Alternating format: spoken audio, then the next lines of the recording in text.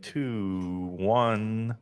We are live for a new episode of the Electrek podcast. I am Fred Lambert, your host, and as usual, I'm joined by Seth Wintraub. How are you doing this week, Seth? I'm good. All right, I hope you are because we have plenty of news to discuss this week, and we're going to start with an interesting one that when we posted it a few days ago, we weren't exactly sure if it was the real deal, but now we are like 99.9% sure it is, and that's the Model 3 refresh, Tesla Model 3 Project Highland, they're calling it. That's the internal code. So this image here was leaked on Reddit earlier this week with just the caption like "This is a new Highland Model 3," but without any more information than that, we can confirm anything. And the person, I started to look into the person that posted it, and I could tell that they work in the auto industry, but not necessarily for Tesla. So I was like, all right, this is kind of weird. But since then, well, the same or similar Model 3s with, like as we've seen before, with the camouflage on the bumper front and back were spotted. And when you look at a side-by-side images of those versus this one that is, as you can see, just partly uncovered, though the good part, the part that is being updated, the front end is completely uncovered. It looks like it matches. And obviously, it shows why Tesla was hiding these parts specifically, because only the front and back bumpers were hidden.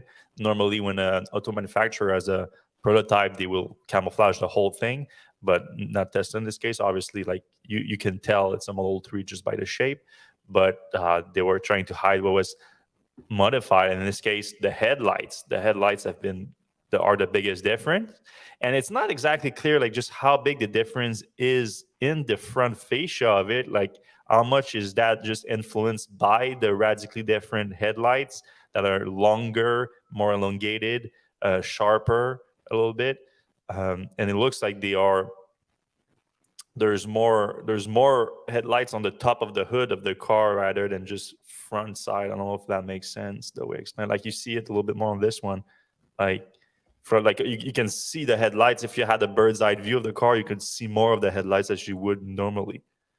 Does that make sense? Yeah. um Also, isn't there that what do they call it? The fish mouth thing at the the front of the lip. kernel? Yeah. Yeah, the lip looks a little bit extended, a little bit sharper. And but at the same time, like the fact that there's no Tesla logo on it, I don't know, like that also contribute to the fact that it looks different too to me. Uh, like you'd put the Tesla logo. I mean, obviously, this is a Tesla, but it would look different. So I don't know if they are eliminating the badge for it, or if it's because it's a prototype they didn't put it on.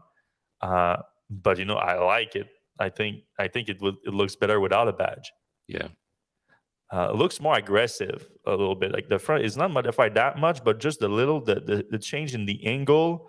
It's a little bit more like when Tesla first launched on Model 3, a lot of people were saying that it was Porsche-like, the front end a little bit. That kind of died down the comparison over time just because now there's like 2 million Model 3s on the road. Right. So like now this is the Tesla look. It's not even, there's more Model 3s in the world right now than there's Porsche vehicles.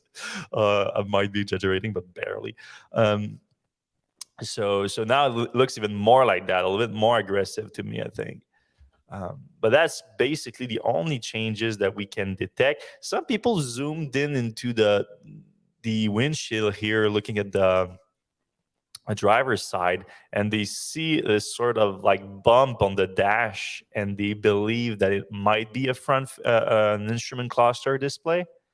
But honestly, I don't see it that much. I think it's more like of an angle. It could be anything. It looks like almost there's a hole on it, because so it can be like the steering wheel and something on the steering wheel. It could be a lot of things. So I don't know about that. Also, I would be shocked if Tesla was to add a screen to the Model 3, because everything points to Tesla actually like trying to save cost on the Model 3 right now. So adding feature is not really like especially hardware like that. It's not Tesla like really. But so far, I mean, this is good. This is, even though it's not a major update, what they did change is solid. I really like the front end, and so kudos to the Tesla designers behind this, because this is And sharp looking. it does kind of look like Ben, what's that company called? Unplugged Performance. Unplugged Performance has a front end that kind of looks like this. Yeah, they definitely have a front end that is a front bumper that is more aggressive like that. It's not doesn't look exactly like it, but yeah, I understand the comparison. Yeah. So yeah, technically you could buy that right now if you don't want to wait for the Model 3 refresh, which is probably still a few months away still. Though don't be surprised at the cost, because I think that thing is also like super light. Everything, it's all like performance stuff, hence the name. A few more Tesla Cybertruck sighting this week too, including we see the front. Well, we don't see the front trunk, but we see the hood open, which could lead us to believe how big the front trunk could be. And this is the Tesla Cybertruck spotted at Gigafactory, Texas, which is kind of new because most of the sightings have been in California lately. And now there was a sighting.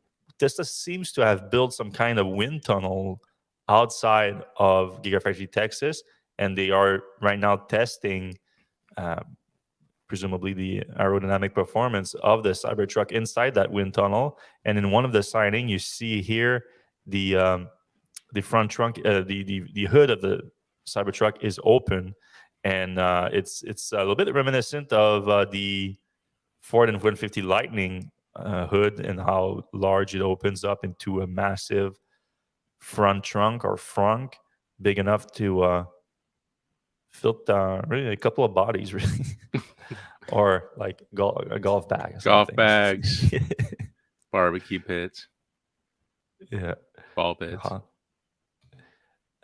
And the other sighting at the same truck, but a different sighting, was the interesting part is the windshield wiper. So you get a bird's eye view of the windshield wiper in operation, which, if you're not following the Cybertruck program closely, you're like, hell, Fred, what are you talking about, the windshield wiper?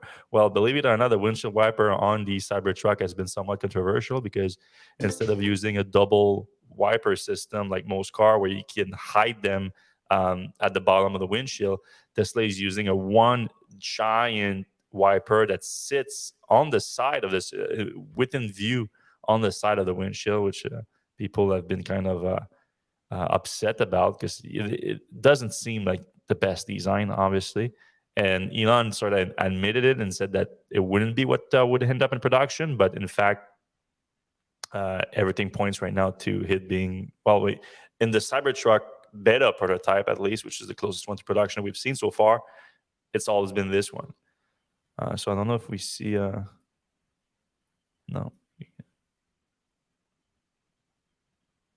Well, we don't have a great view of it, but yeah. So yeah, everything points to the windshield wiper still being in play. Other interesting news that came out this week is we got some kind of a preview for a big upcoming Tesla software update. It's being pushed right now to Tesla employees based on Tesla Scope, which has insight into a lot of Tesla vehicles through their app that they sell to Tesla owners. So right now it's being called the 2023.12, and it includes mainly a lot of UI changes. So normally it's something that Tesla keeps for the big end of the year update, but now we're getting it mid-year, it sounds like. So there's a lot of new things. So 2 different font size. So you're going to be able to change the font size of your vehicle. So our maybe a little bit older Tesla owners are going to be happy about that. They're going to be able to read more clearly the user interface. So you're going to be able to, there's just going to be 2 sizes. So the standard one, assuming it's the existing one, and then the larger one that you're going to be able to have. In the control settings, you now have a new search function. So you're going to be able to find the settings through that. So that's also nice. Tesla is also improving the point of interest on the navigation system, with the card now adding photos and reviews of those locations. So it's basically some kind of integration of a Google Map, if you will. A little bit more customization on the steering wheel scrolls. So if you're a Tesla owner, you know that the scrolls on your steering wheels are one of the main way you interact with the car, other than the touchscreen or voice control. And these are getting like customization now, so that they can be used for different things. So the way it's going to work is you can adjust, I think, like brightness and acceleration mode, or performed action like toggling the camera app, opening the glove box, and saving dash cam footage. So how you do it is you long press on the left scroll button to bring up a list of function and scroll through the list. So you're gonna have a lot more functionality through those scroll on the steering wheel. All right, this is another one. This is specifically for Model S and X. On the rear screen of the car, Tesla now is going to allow the people in the back to have access to the passenger seat control of the front only when the vehicle is on park. The logic behind that is when getting in and out of the car, to make it easier, you can actually move forward those seats in order to get it out easier. Makes sense. It's a good little add-on. The Get to Know Your Tesla, which is sort of like a in-car, on-screen manuals, that has been creeping into the software update lately, but not everybody has it. It's being added now to more vehicles, so that's nice, especially for new owners. And Tesla is also bringing the Zoom video calling app to more markets. So keep a lookout. If you don't have it yet in your markets, you might be able to get it soon, even though I don't see a giant use case for that. Not yet. Not until full self-driving is perfected. Yeah, but also like your phone, like there's the Zoom app on your phone is pretty damn good at all compared to that. I just don't see it. Then there's gonna be bunch of other like smaller like UI changes, so you can expect your UI to evolve with this next update. Though it's being pushed to Tesla employees right now, so I don't know exactly when it's gonna come to Tesla owners just yet. All right, next one is some market share data came out this week, which the media jumped on as usual, to see that Tesla is losing its dominance on the U.S. market because registration numbers in January and February that just came out show that the market share in the EV market in the U.S. for Tesla fell to 58%. Ooh, so bad. All the way down to over half the market. Yeah, to still a strong majority of the market. So, and this is the interesting part to it. So this is based on Tesla having just short of 96,000 new U.S. registration in January and February, which is a 35% increase for the same period last year. So still a lot of growth, but they claim that the market share went from 70% to 58%. That's fair. That makes sense. Although what I wrote in the article that I think it's very important to specify, which of course the other media didn't, is that Tesla having a quite different delivery and sales models than all other automakers, which is not using the dealership model and rather going direct to consumer. And the fact that in the US, Tesla delivers only car in the US that they built in the US, but those factories, namely Tesla Fremont and Gigafactory Texas, produce cars not just for the US market, but also for the European market and Asian market for Model S and X. So what that results in is that the first 2 months of the quarter, they're often building cars for those markets that they put then on ships to get delivered by the end of the quarter.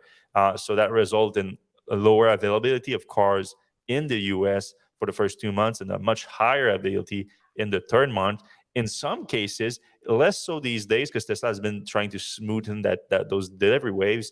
But in some cases, Tesla would deliver more cars in the last month of the quarter than in the first two. So it's something to consider about, because then that would make even though they would get a much smaller market shares in the first 2 months, they would get like 80-90% market share in March.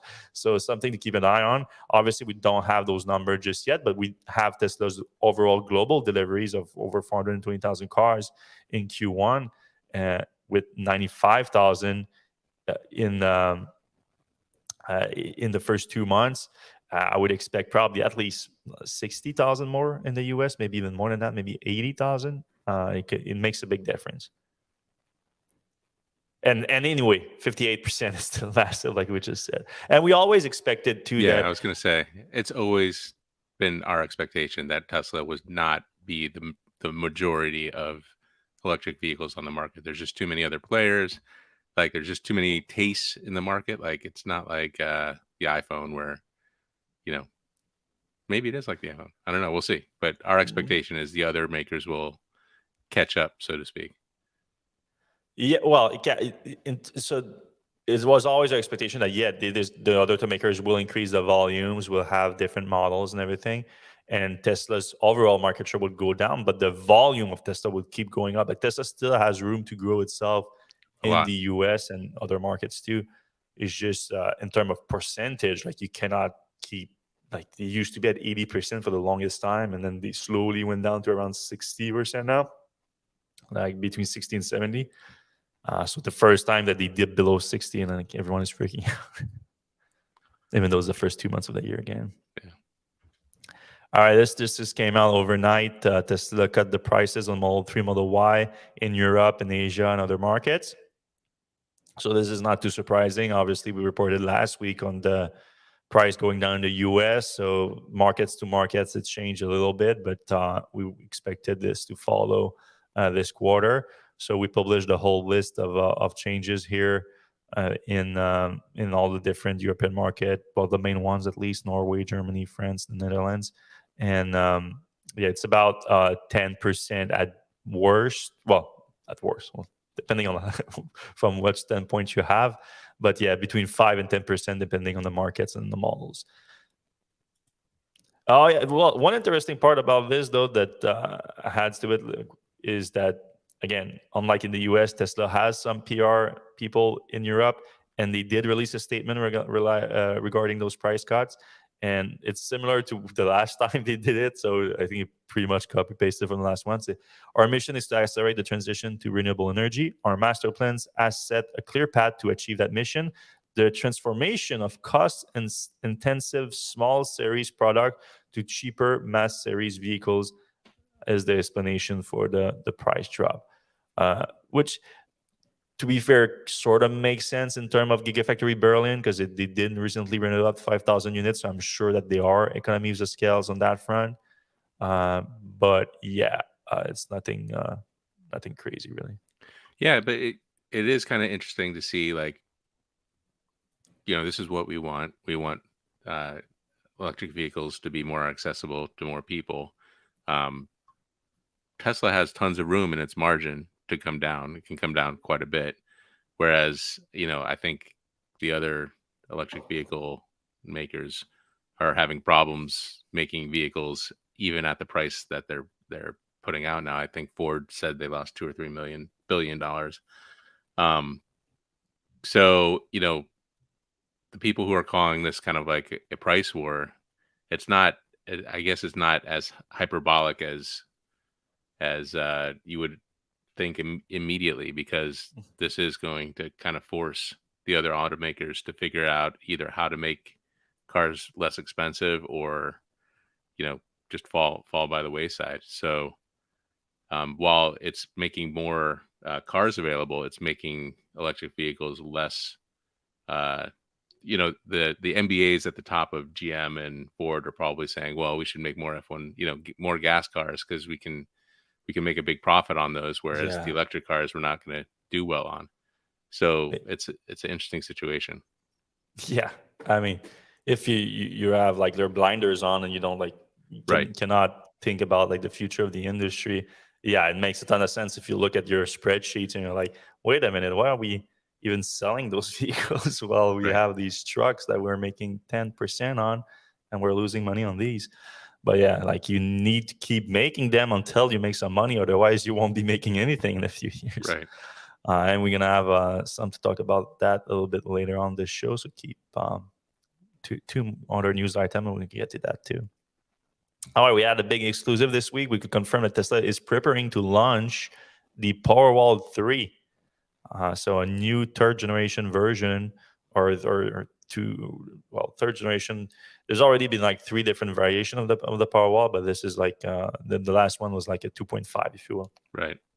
So a little quick timeline recap. In 2015, Tesla launched the Tesla Energy division, launched Powerwall 1, little device you see here, a little bit more curvy and everything, a lower capacity too. And it was not long after, I think less than 2 years after, Tesla launched the Powerwall 2, which is what we know the Powerwall to be now. The most volume has been deployed with the Powerwall 2. This device right here, this is the gateway next to it. this the 13.5 kilowatt hour one that we all know these days.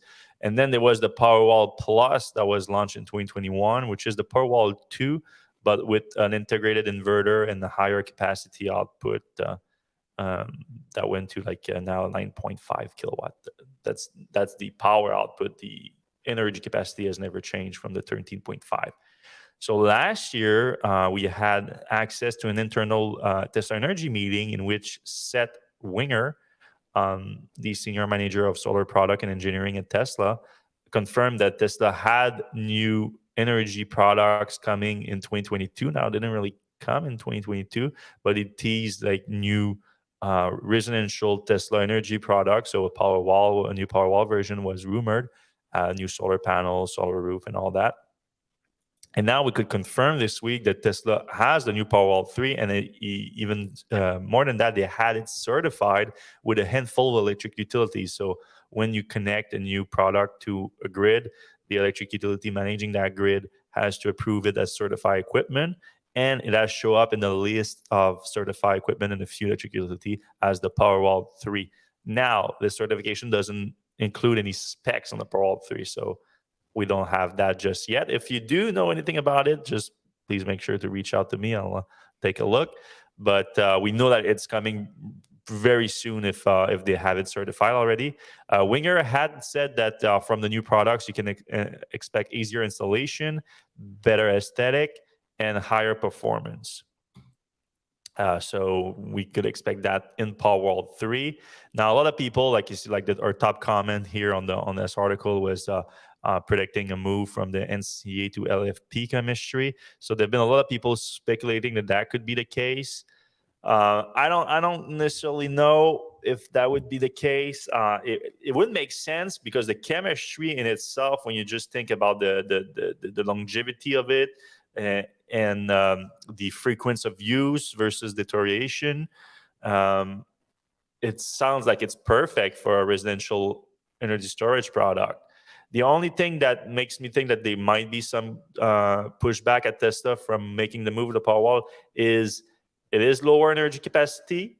So unless there was enough improvement to match the current capacity of the Powerwall, they would need to make it either bigger or lower capacity. And Tesla already has most of its installation using more than one Powerwall. So I don't know if it would make sense to do that move and to even had more Powerwall per installation now if they have to lower the capacity, because if not, they will have to increase the size.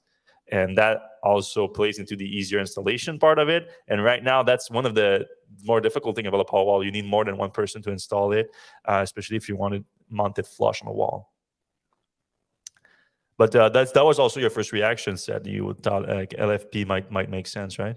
Yeah, and I don't know if we have considered like, is there a rebate, a federal rebate, or would penalize having batteries made in China? Yeah. I don't know if that's part of the equation. And also, like, it's nice to have something on your wall that you don't have to work around, but maybe it'd be easier just to have, like, if these are LFP, they're not only bigger, but they're heavier.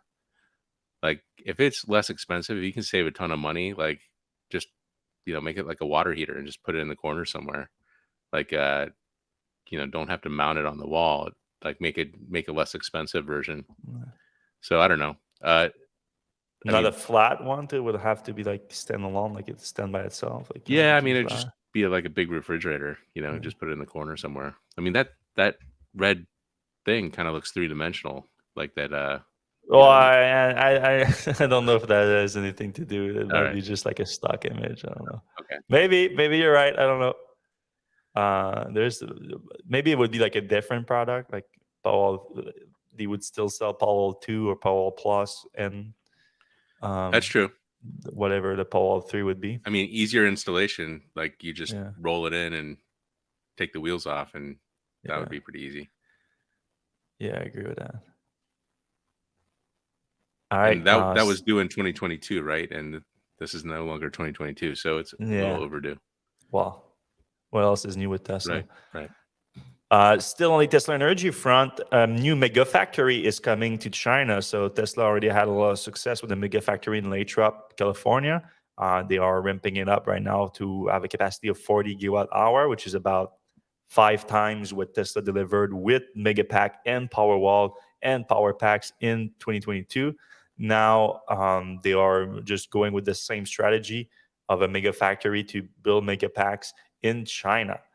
So just makes a ton of sense. They have a giant capacity now in the US. It makes sense to have one halfway around the world and serve the markets that are closer to that with that, including China itself. I'm sure China could use a lot of energy storage. Apparently, it's the exact same thing, 10,000 megapacks or about 40 gigawatt hour per year. So it looks like they're going to just copy the plans from the Electrek factory and deploy one in Shanghai. Yep, makes sense. This is a pretty big deal. For Tesla is now. I remember when Tesla was a small enough company that they would announce something like that, and it would be like a big deal. But now Tesla is just so huge that this is like nothing. This is a factory that would probably have had over like what $5 to $10 billion in revenue per year. Yeah, and it's not even worth mentioning. In a massive, very important market for the world, which is energy storage, which is used to stabilize the grid and take full advantage of renewable energy. So, but now it's like, all right, it's just Tesla building things again. All right, we're going to move on from Tesla news. We have a few non-Tesla news to discuss, and then we're going to take your comments and questions, guys. So see already a lot of people are commenting right now. So if you can go into the comment section, you have a question for us or a subject you want us to discuss for a bit, we're going to have a good, probably a good 20-something minute to discuss with you guys. So make sure to have your question in the comment section right now. All right, this the new EPA rule was released this week. Where the federal government is going to try to force the industry to reach 60% of electric vehicle market share in the US by 2030, 67% by 2032. So this is basically an update on the Advanced Clean Car rules and regulation that was previously released. They are updating it, making it a little bit more aggressive. And yeah, I mean, it's something that it's not clear at this point how much teeth it's gonna have into forcing those automakers. What we're hearing from the automakers lobbies in the US right now is sort of positivity on it, which makes me think that it's garbage. Right, exactly. Because if there's anything that's gonna force these automakers to build electric cars, normally the lobby just fights it like a bat out of hell. And now they're like, yeah, this is actually pretty good. You're like, oh, what is it then? But yeah. And so I assume it's going to be the same like credit system as they did before, which enables automakers that are ahead to sell some credits and make some money to encourage to avoid the fines on the other hand. But yeah, 60% in 2030, we're not exactly impressed by that. I think that I'm still sticking to my goal that by 2025, the market is going to be so different with all the EV models available. Even though the volume won't be there, I think it's going to change the whole market in terms of like new car buyers are going to be very, very reticent to go with the non-electric vehicles because the future will become so much clearer. I mean, they're doing that. They're saying that like 60% in 2030, 67% in 2032. But then there's all the others markets are saying by 2035, you won't be able to sell a non-electric vehicle. So what happens between those few years? And before that, when everyone comes to that realization, now it's still a little bit abstract. Like for people, like 2030, 2035 is still far ahead. You're like, you still have time. Also, most people, they don't even buy new cars too. So they don't even feel like they have like chips on the tables. Like they don't feel like they are part of the discussion. Right. But new car buyers, when you buy a new car, they think about the resale value of it and all that. And that takes a big role in it. And if you buy a car that you think that it's basically going to be an antique by the time you sell it, it's going to have no value. Yeah. It's like buying was it beta on the VHS one and everything. Like Right. it's like when you already knew that VHS is gonna be the standard, you still went and bought a beta. Like Right. why would you do that? Um, Buying a film camera. There's a lot of metaphors. yeah, Like exactly. When the digital cameras came, even though they're making a comeback so that yeah. the film was. But yeah, so I think the mentality of new car buyers is going to change so much in the next 2 years that these goals won't have that much of an impact. It's going to be, the impact is going to come from the all electric automakers staying strong. So Tesla mainly, obviously, hopefully Rivian has better footing by then, Lucid and all that.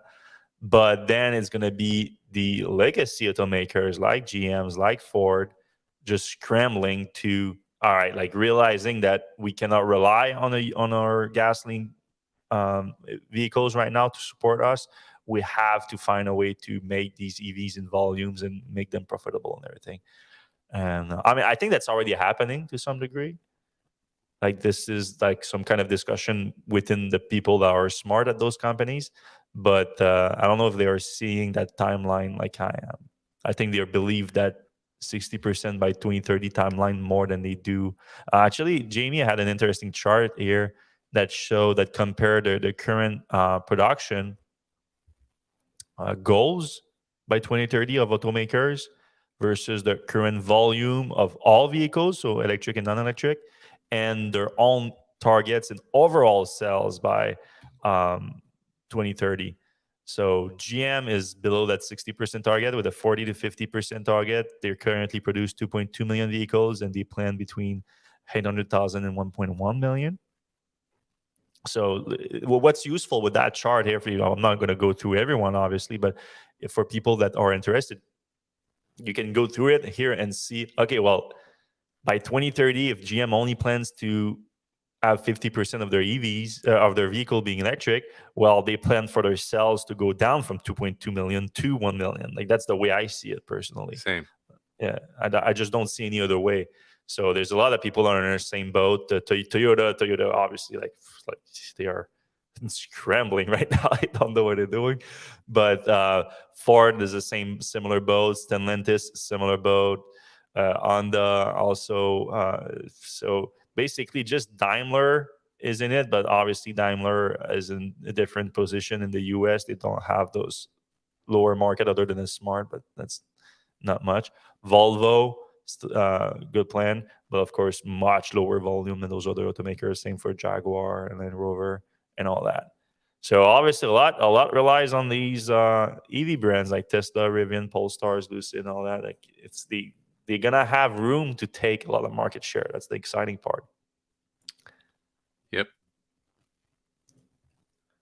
All right, let's start to talk a little bit about your LA trip here because you had some nice wheels on that LA trip.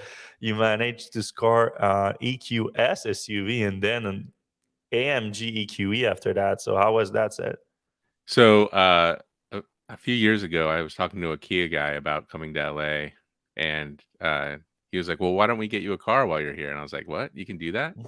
Like, I can just, Yeah, take a car from the airport?" And he's like, "Yeah, we'll just drop it off at the airport with keys, and you pick it up, and you drop it off a week later, and you write about how you like, if you liked it." I was like, "Wow, that's tough really life, cool." tough life. Yeah, I know, exactly. So, I mean, basically, you're getting Yeah, a very like a really nice rental car for nothing, and all you have to do is write about the experience. Theoretically, that's pretty sweet. Like it does take some time. Like you have to kind of plan around it a little bit, but so I took advantage of that. Yeah, I knew I was going to LA about 3 or 4 months in advance. I reached out to like the car that I would like the most probably in LA, and Mercedes was the first one, and they were like, "Yeah, we'll do it." And not only like I was thinking I was probably gonna EQB, $55,000 kind of, whatever. Uh, they offered a EQS SUV and kind of a mid tier. Like they have real, like 150,000 version. They have 100,000 version. They give me like $130,000 version of it. It's called the 4MATIC 150. It's not quite the most powerful and fastest version, but is like pretty well specced out. The EQB or EQS, both the sedan and the SUV, both kind of look. I don't want to say like a Buick, but like just very generic. Like if you look at it from the side, like we're looking at on the, it's kind of like, what is that? That's nothing special. That's not $130,000 car. The front is a little bit nicer. It's got that big plastic thing, and it's even better in the AMG version. But inside is kind of where the Mercedes shines. It's just an incredibly like large all around interior. Like we had all of our suitcases, no problem. The kids love the back. They have headphones that come along. We went snowboarding on like the Tuesday. No problem throwing 3 snowboards back there, boots, helmets, all the other stuff. We just kind of threw them in. We didn't even have to arrange them. We didn't have to put down seats. This one has a third row, and even with the third row up, there's still plenty of space. You could line up a bunch of groceries, kids' sports equipment. There's my son. Lots of space in there. In the third row with cup holders, charging equipment, everything. There's not a ton of leg room, obviously, in the third row, not that I would expect any, but the seats themselves, they look pretty damn comfortable. Yeah, and the leg room, you can kind of move the middle row back and forward a little bit. Yeah, that's a beefy middle row here. Look at that. Yeah, everything in it is pretty beefy. I think it's a really heavy that's you in the third row vehicle. Right? Yeah, that's me in the third row. Almost 6 feet tall. It wasn't super comfortable back there, but it was doable. I would, like a trip back from the airport or something like that would be doable, but I wouldn't want to go on a road trip there. So yeah, super nice car.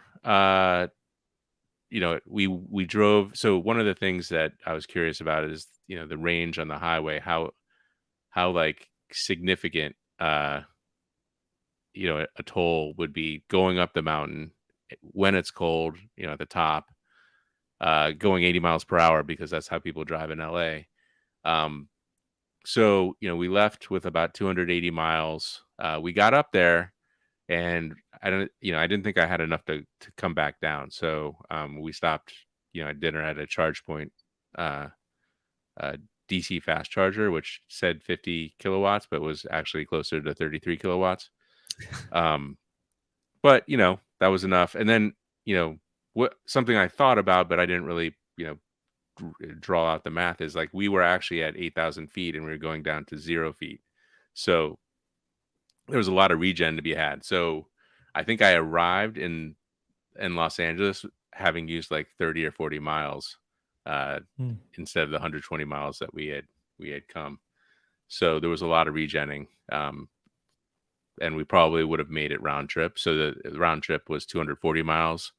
And we had 280 miles of range. So long story short, the EQS SUV gets pretty close to its EPA estimate range, even in kind of adverse conditions. Another thing, just like not Mercedes or EQ specific, but I found, we were staying in Airbnb. It didn't have street charging or a garage or anything, but I found it pretty easy in LA to like have an electric vehicle, like not, whatever. Like we found places like at the beach, there's like a whole like 30 rows of charge point that we would charge on for 4 or 5 hours while we were there.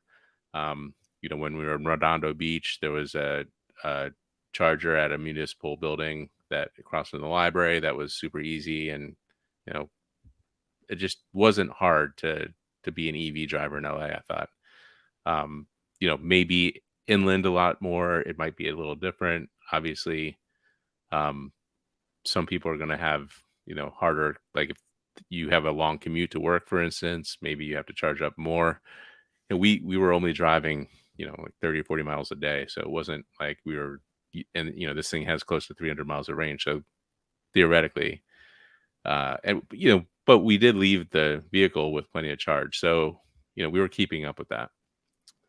And then they switched me to the EQE, the AMG version of the EQE, which my wife and I had the exact opposite reaction. She was like, "This is worse in every way. It's smaller. It's you know, way less mileage range. Uh, less trunk space, less space in the back for the kids. Uh, just the suspension was like kind of hard instead of the super soft, the EQS SUV." I was like, "Holy crap, this thing is awesome." People are talking, people are stopping us and saying, "Hey, what the heck is that thing?" It was super fast. It's like Tesla performance speed. I think it's 3.2 seconds they quote for the 0 to 60. But like once you get to 3 seconds, it's pretty much just like neck Yeah. damage. And it wasn't quite as much room as the EQS SUV, obviously, but we had 3 suitcases in there, a bunch of backpacks, plenty of room back there. Skateboards. A couple skateboards. It's the family vacation. And the kids were fine in the back. Nobody was complaining. As far as the steering wheel, a little busy. I don't know if you have ever seen one of these things, but it's just like it's like, what is going on here? It reminds me of in the Star Wars, like when the one of the Sith Lord went had like 2 arms and 2 lightsabers, and then his 2 arms became like 4 arms. Like it Yeah. became like, super aggressive. It'll look like that. It was a little overwhelming at first, and I had been with the EQS, which is a little bit more tamed down Mhm. previously, so I knew where the important stuff was. And then there's the crazy fast mode, which I've got my wife and kids in the car. I'm not gonna break any necks. Is it one of those buttons for the crazy Yeah, fast one? yeah, one of those down there. Um, and everything else is pretty much similar. They made paddles for the regen, the amount of regen instead of just buttons. So that looks kind of more race car-y, but it's really just the same thing. But yeah, like really impressed with both cars. Obviously, depending on your desires and needs. Um, Yeah. Obviously, if you're a guy who wants to go fast or a girl who wants to go fast, the AMG EQE was quite nice. But if you're more focused on family and a soft, cushy ride and not 0 to 60, the EQS SUV was also quite nice. The downside, obviously, is the price. These are $130,000 cars. Like, the EQE, the AMG EQE, kind of similar size to like a performance Model 3, which, half the price, or even a BMW i4, what is that, M450 or something it's called. So, is it worth the double price? I don't know. Like, it's nicer, but it's probably not double the price nicer. It looks cool. Like, if you want to kind of attract attention, There's a lot of that in LA. yeah, it's a very LA car. It felt very Yeah. I felt very at home there. Yeah, when I was living there, I was like, especially when you're the electric car guy, and every time I would see one of those like Mercedes S class and everything like that is not a Uber, because obviously there's some of that too. Like, but like someone driving their Mercedes S class, and I'm like, what? Why are you not driving a Tesla Model S or something? Like, it's cheaper, like, you save on gas, and it's just faster. It's like, but I think there's something about it for some people in LA where, like, oh, they want the Mercedes, they want the BMW, they want all that. So I guess for that it makes sense. But yeah, Well, I'm not that familiar with the gasoline lineup at Mercedes. I don't know how it compares in terms of the luxury of like, obviously the EQS is the S class and everything. EQE is the E class, but the E class is so much cheaper than that. No, can you get it like an AMG E class at well, that price? the AMG just like doubles the price. I think the regular E Yeah. class starts at, or the EQE that starts at like 70. It's not as Um, insane. So okay, I maybe didn't know 80 there or was something. that big of a jump with the AMG package. Yeah, and I have to say, like, I've been a Tesla owner for 10 years. I love Teslas. The quality, like the build quality, is like Oh, not it's a even little in the bit, same yeah, more universe. luxurious for sure. Yeah, and the ride, I would say, also is like Smoother. pretty smooth. Yep. Yeah. So, but also less efficient. right. Yeah, the EQS has 108 kilowatt hour battery pack, and the EQE has 90-ish kilowatt hours. So they're not getting a ton of range for the big batteries that they have. Yeah, that's definitely true. All right, the ID.7 has leaked this week. Leak is coming from, I think it was from China. Yeah, they revealed the from the authorities that they have to register the car with. So it's already been with all the images, and well, that's only two images. Well, we have two images, but they revealed the whole design of the car and some of the specs.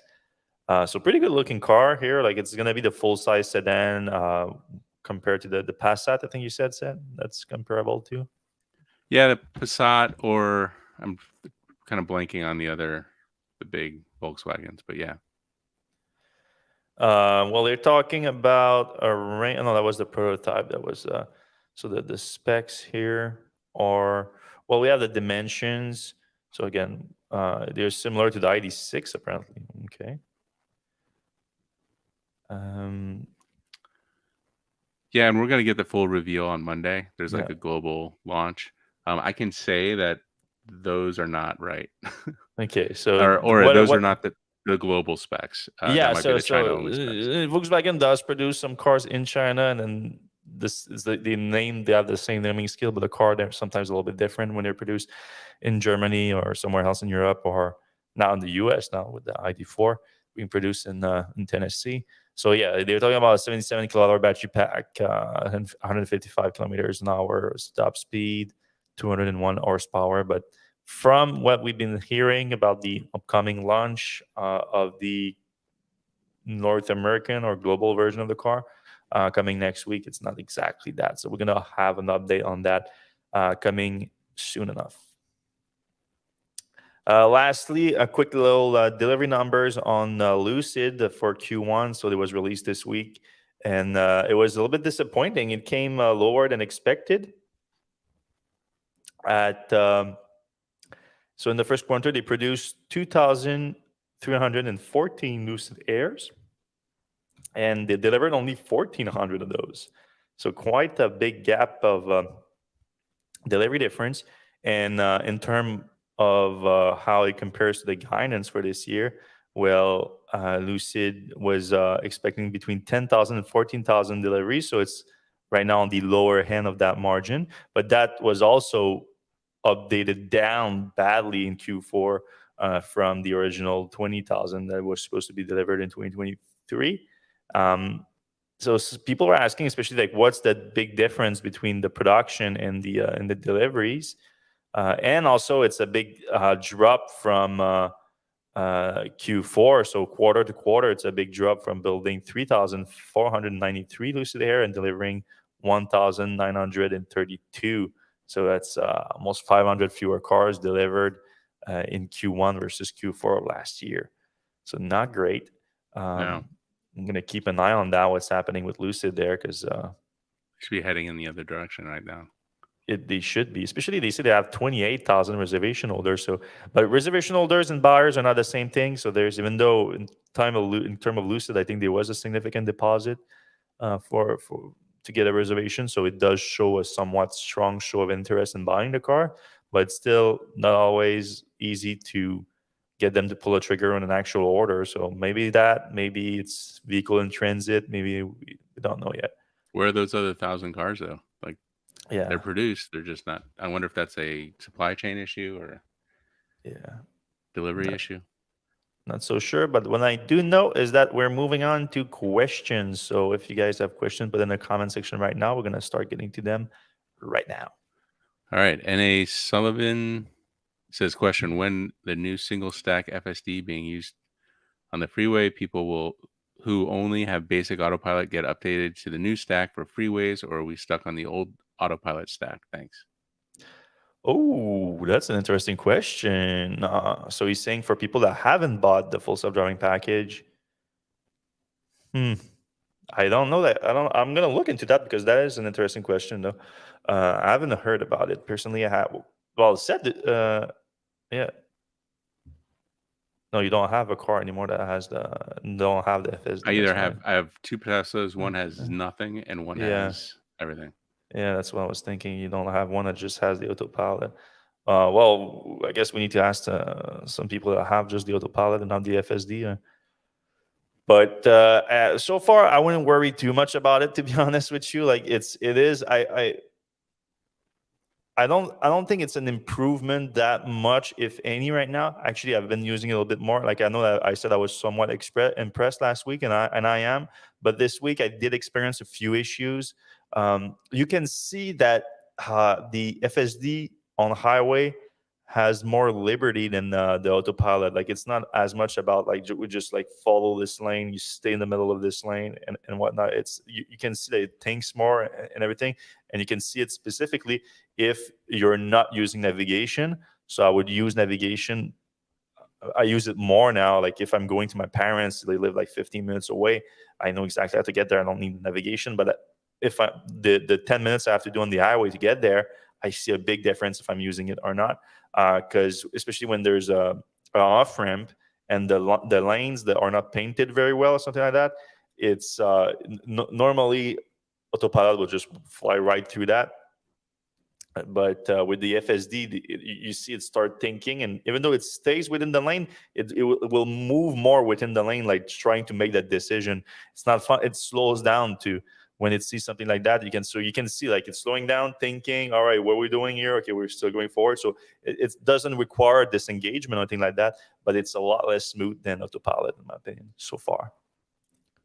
I haven't had enough time to play with the update. We just got it last week, so Yeah. It is so I wonder if they would update people on with just autopilot to the full self-driving, but only full self-driving on freeways. Yeah, I think that's what he's asking, basically. Yeah. Yeah, I don't know. It would make sense. I think. Yeah. I mean, why keep two systems around? And then he adds frunk. The wiper is not that bad.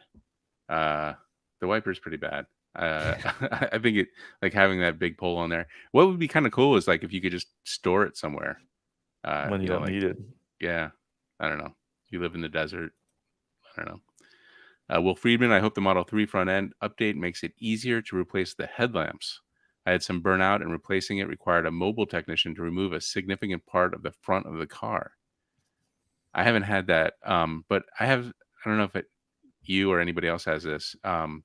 My rear lamps on my Model 3 are just full of moisture. Yeah, that happens. Yeah. And I don't know if I'm going to have to do something about that. I mean, I guess it's fine, but it seems like a pain in the butt. I think I had that on my Model 3 early on, and then they fixed it. Yeah.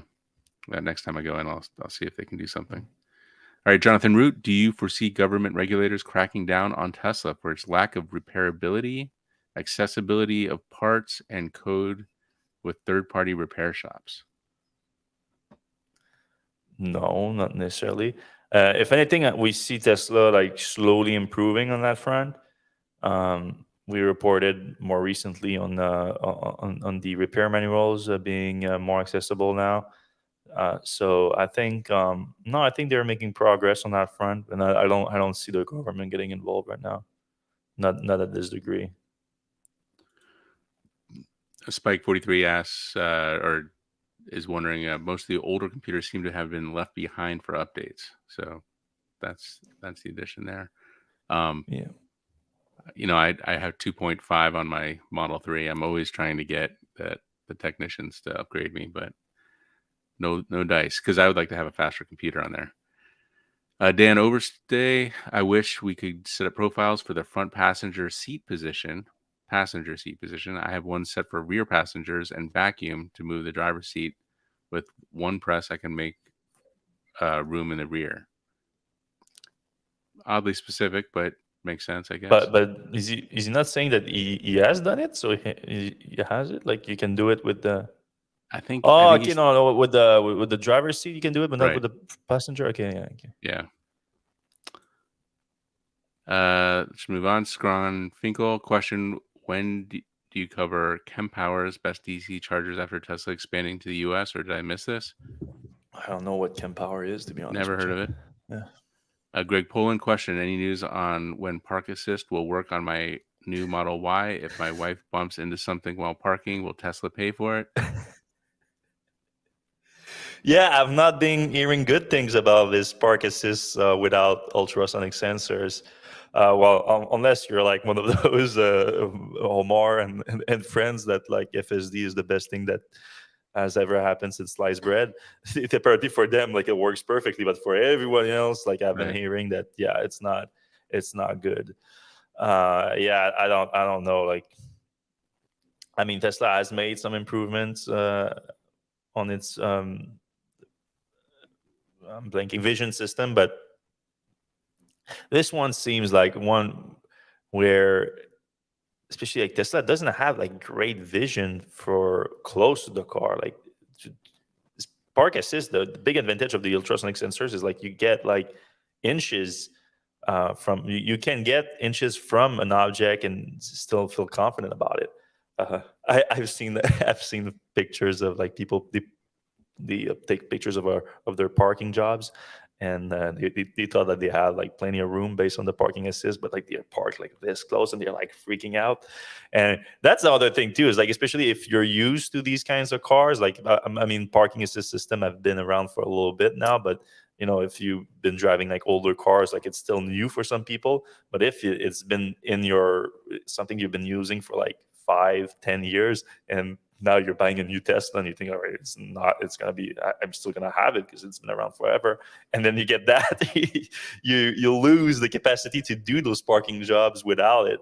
And yeah, it can create some situation like Greg is talking about right now with his wife.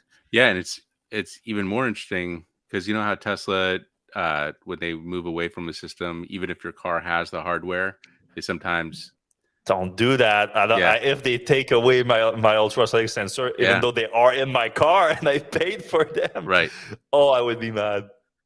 No, I I would think this is. actually that's one thing I would not do software updates for. I Mhm. would just Yeah, you would try refuse. to avoid the update. Yeah. Yeah. Hopefully they don't do that. Mm. So we never have to stop updating. Dan Oberst, as a Powerwall 3 installation text will bring Optimus robot to lift the unit onto the wall. Yeah. Obviously, that's going to happen. Can I Regarding Powerwall didn't think of 3, that. yeah. Regarding Powerwall 3, if it's not wall mountable, that would make it difficult to put them in a garage without losing Yeah. lots of floor space. That's true. Obviously, that's the big advantage right now. Like they don't take any space in my garage right now. I have this is almost 30 kilowatt hour of battery capacity, and it's like nothing. Yep. Mark Webb, also LFP can't really be sighted outside the building. That's interesting because of poor performance in winter. I guess maybe they could have a Florida version or a southern Mhm. U.S. version that would have a LFP. That's a great point. Mm. LFP doesn't do well in cold. Question: just saw an iPace. Haven't heard that word in a while. In real life, for the first time in months, what's going on with that car? Did it have battery recall? We've been asking for a battery recall or for more information about it because we tracked a bunch of different fires, battery fires related to it, and we know that it has LG cells like the Bolt and the Hyundais. So, but as far as I know, there hasn't been a battery recall yet. But yeah, it makes sense that you haven't seen a lot of them around because it's just not a high volume vehicle at all, like at all. All right. However, LFP would be great for indoor installation where it's being used at 100% backup, where you have to charge to 100% all the time for people who have net metering instead of time of use. Yeah, the chemistry makes a lot of sense for the longevity you get with often used. Like that's why I love my power walls because I don't need net metering right now. Like we have cheap hydroelectricity, so I use them for backup power. From backup power, like uh, these things get used like once every few months. They don't, and they get charged at 80% otherwise, unless there's a storm coming, and that actually worked. The last podcast or the one before that, actually, we did the podcast on Powerwall, and it was perfect, and then we didn't even realize it was happening. So, they charged up before the podcast because they knew a storm was coming, and they automatically charged up to 100%. Otherwise, they stay at 80 all the time. All right, moving forward, Bike Angelus. I'm in the market for solar home battery backup. Should I wait for the new Tesla Powerwall? Will it only be sold to customers of Tesla solar panels? No, no, and no. You should not wait because it's not easy to get one right now. So you place an order right now. Bake Angelis. I don't know if you're in Los Angeles, but I'd be surprised if you can get one. Sorry, soon. So if you're in the market for one, I would try to get one as soon as possible. And so the, the solar home battery pack. So it sounds like you already have solar. You want to add the battery pack to it. For that, it might be a little bit harder to get one. It's not impossible, but it's again, you might have to wait a little bit again. But you don't have to go directly from Tesla if you're buying solar with it. So there are plenty of other solar installers that install solar panels, entire solar system, and are certified to install Tesla's Powerwall too, all over the U.S. All right, Dan Oberstay is back. What time frame do y'all predict that gas stations will begin to disappear due to lack of business because of EVs? That's something I was thinking about during the conversation of when we're going to go to full EVs. I mean, there's still a lot of cars on the road, even if we stop selling electric vehicles. And it's a lot cheaper to just leave a gas station than to build one or to take one down. And a lot of gas stations sell a lot of, groceries and stuff. So I don't think it'll be as fast as we think or maybe even hope. But what are your thoughts, Fred? Well, I think like with the labor crisis that we're experiencing too, especially for those kind of jobs, those service jobs that a lot of people want to do in North America, at least. I think what we're gonna see some of them will stay open, but a lot of them will close. But the way they will close, most likely, they would become some kind of convenience stores, and most likely they'll be like some kind of automated convenience stores, I think, or partly automated, I should say. It's going to be hard to fully automate them, but you see a lot of that these days, like people working on technologies to make stores automated. So I think we're going to see that. We're going to see people like keep using those locations as convenience store, and less so as gas station. Yeah, and another piece of that is abandoning buried fuel tanks is a costly expense. I fear gas stations will cut and run, leave the tanks for the government to deal with. That is a thing to think about. I don't know. Really? Well, what's the problem with that? Like, if they are empty, like, is that a big issue? There's just like if you spill something or if there's been spillage or leakage, then it's like a catastrophe, and you got to get specialized people to clean up the dirt and dispose of it or whatever. Makes sense. But I would feel like they would leave them empty, like they wouldn't. Like again, we're talking about new car sales. Like the current fleet is going to be mostly gasoline for still probably 10, 15 years before it would start being majority electric, even though the new car sales will be majority electric way before that. All right, moving around a little bit. Brian Roberts' question: have you heard any updates on Dojo with all the AI hype? Dojo as a service would seem to be quite compelling. Well, that's a good opportunity to talk about that post that you just did right before the show. Elon Musk is forming his own AI team outside of Twitter and Tesla, and he's buying NVIDIA chips. So I don't know what that says about. Well, there's actually an update, small update directly on that. Like Elon went on a Twitter space this week and did briefly talk about Dojo, saying that there's going to be a lot of opportunities. He sort of hinted at something he hinted in the past, where Tesla could sell Dojo as a service, like you just mentioned. So, but that was just a quick comment. So it sounds like this is still in the plans, but it sounds like Dojo, Tesla doesn't have a full cluster just yet. So Tesla is still working toward that, and they do have their pre-Dojo clusters that they're still using too, with NVIDIA GPUs and whatnot. So yeah, it sounds like they're still working on that. What Seth just referenced to is I just posted an article about a report that just came out that Elon is starting his own AI startup. Looks like a serious report from the Financial Times that shows that he's poached about 6 AI engineers and researchers. And what's I found it interesting and why I report, and we don't really report on just Elon stuff. Normally, we report it when it relates to Tesla or electric vehicles in general or renewable energy. But in this case, well, I think it does relate to Tesla. Is that they made it clear that the startup that is putting together is to compete with OpenAI. And Elon co-founded OpenAI and left the company supposedly because of a conflict of interest with Tesla's own AI effort. And since then, and specifically like competing for employees, for talent, that was the main issue. And Tesla since then has ramped up its own AI effort. And Elon said that Tesla had the best AI team in the world, and then added that Tesla will play a role in developing artificial general intelligence (AGI). So this brings up the question: what changed since then, since OpenAI, since leaving OpenAI? Like, if you start your own AI startup and Tesla is doing what you claim Tesla is doing, which is being in the AI space in a more general way than just self-driving car, which has been the main use of AI for Tesla so far, then this new startup is going to compete for Tesla for talent and also presumably for artificial intelligence that could be used in something like the Optimus Tesla bot. Right.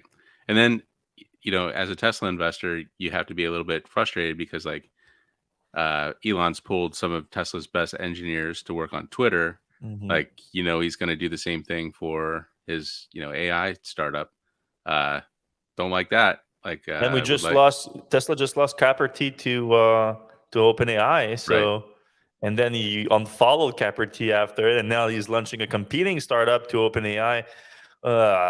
It doesn't. Nothing about that looks good for Tesla, in my opinion. No, and it's a little bit frustrating. It's like one of those things. Like as a shareholder, like, dude, like leave the Tesla engineers at Tesla. Oh, no. Like, get your own folks to work on your pet projects. All right, moving on. Electric Independent Utility Systems Manual. Electric even when a drone race and a heavy pull. Oh yeah, we have some commentary. He's kind of like a train of thought here. Let's move on. Question: GM delivered 600,000 or so vehicles in Q1. Is that worldwide or just the U.S.? I believe that's the U.S. If total, Tesla seems to be catching up. They're catching up regardless, but I think that 600,000 would be the U.S., right? Yeah, but at the same time, GM is like the US is their biggest market by a long shot, and right. then it's They're China. not all over like but China is joint ventures for GM, unlike all right. Tesla. So George Cintron is not a Mercedes fan. He's had a Mercedes. They're just maintenance sponsors, and I don't see anything changing with their AVs. No thanks. But I don't know how much of that is Mercedes' fault, which I'm sure there's some issues with that sometimes for sure, and how much is the dealership model's fault, because I've heard some horror stories about just dealership, when you think you have a Mercedes owner, oh, he's rich, I can just like charge him a bunch of things that like just to to make money off of them, and it's easy to do that apparently. All right, George Cintron. Hopefully, Lucid makes it through production hell because they make one hell of a vehicle. I agree that, especially with I need to get inside a Lucid here. I've talked to them a few months ago, and then they stopped talking to me. I would like to test one because I've heard good things and I've heard bad things. And I know Scooter liked it when he did his review, and you enjoyed it too. But I've been hearing from other people that it's not all that. So I would like to get my own opinion on it. Gotta get your own opinion. Yeah. All right. Question: what's your take on silicon anode technology? Will it be able to scale? Will it have adequate cycles? Which company is most likely to succeed? We've been hearing some good things. Like, it's still early days in terms of volume production on that. But it does sound like it's going to be in the mix of things. Like, it's going to be an LT mix of silicon anode and then natural anodes. So it's I won't venture into saying which company is going to be able to succeed, but from the kind of investments that have been going into that sector lately, and already some production happening and whatnot, I think it's going to be in the mix of things, but it's going to be part of the supply chains. All right, one more comment. George Cintron: contrary to popular belief, the real answer to most EV drivers isn't charging infrastructure. I'm already in disagreement. but range. Yeah. With more range, there's almost no need to charge at a DC fast charger. Well, that's so untrue because like if you do have like home charging, then yeah, you don't need that much range. But then if you don't have access to more charging, you do need a lot of range and DC fast chargers because you need to you won't just go to a charging station and wait the whole day to charge your car. So like you need everything. You need all these solutions. You need a nice mix of them depending on the market and whatnot. But yeah, you, I don't, we don't really need EVs with longer range than we have right now. On average, it might they will go up on average, but on the top end, the range we have right now, I think that will stay for the most part the top end. There's going to be a few other EVs that come up as like flagship vehicles are going to be way more expensive, like a roadster type like vehicle that can get 600 miles of range and whatnot. Sure, but that won't be like the bulk of the long range EVs. The bulk of the long range EVs are going to be 300 to 400 miles EVs. Then you're going to get most EVs are going to be at the 200 miles range, and then you're going to get even a few EVs under 200 miles for city driving. And then you need a bunch of charging infrastructure solutions from city charging to long distance DC fast charging to destination charging and all that. It's not that complicated. Yeah, I mean, think about, if you want to go 500 miles on a charge, that's great. That's 8 hours without going to the bathroom, without stretching your legs, without moving around. If you could go 300 miles and, that's what, 5 hours or something. That's pretty good time between charging stops. And if the chargers are everywhere and they're very fast and your car charges in 15 minutes, that's kind of what we You're expect. describing like a gas powered vehicle, like you're describing what we've been using forever. Like someone, Forever. Exactly. this is not an acceptable solution now that we're electric for some reason. Yeah. And it's also why gas cars don't have 80-gallon tanks. Like they could put an 80-gallon tank in a gas car, but No one's they going to just use it. You're just going to be right, carrying that gas and losing efficiency for the first part of it. right. And that's the other thing. Like the Lucid Air does a really good job of schlepping around a 30 kilowatt hour battery. But like I only have like a 70 kilowatt hour battery in my Model 3. And I'm like, why am I carrying around 300 miles of range? I go like 10 miles a day. Like I don't need that. So I think as people get used to EVs, it'll kind of turn into that. Or maybe some people out there really need the range and they can fill up their trunk with batteries. And Yeah, so that's the thing with the Horace and Tron here. Like it's maybe your way of using cars. It makes more sense for you to have a longer range, and that's why you have a Lucid Air GT. By the way, congrats! It's a beautiful car. But based on we're talking about how most people use their cars. From the way most people use their car, um, we need a bunch of different charging solution, and for the most part, the range on a single charge is not that important for the most part. all right, we're nearing the end here. Mark Webb Yep. kind of comments, I'd rather have an efficient 800 volt Tesla with the same size battery as now. Faster charging, that makes a lot of sense. And Yeah, I mean we're so close right now to like when you take the whole package together. I think electric vehicles are a better product than a gasoline car as a whole when you compare them. Then they are, but you can look at each point of each one as saying like there's pros and cons, and so there's pros on the gasoline side and there's cons on the EV side. But as a whole, I think the EVs are already way better. But yeah, I think with just a few little improvement like a 800-volt system with the efficiency that Tesla is already known for, ability to charge just a tiny little bit quicker, then you eliminate those cons versus the pros of the gasoline cars, and then it's game over basically. Because there's no, like right now, there's no one that I really can sit down with that tells me that they don't believe in an electric car. There's no one that I cannot convince, but you have to give me some time. So I have to work a little bit. But soon enough, with all the new vehicles coming up, with all the big improvement, it's gonna be so easy. It's gonna sell themselves basically. And I think that's it for us this week. Oh no, we have it's just conversation. I'm throwing it up there. So perfect. Well, we went a little bit long this week, so I appreciate every single one of you that is still watching right now.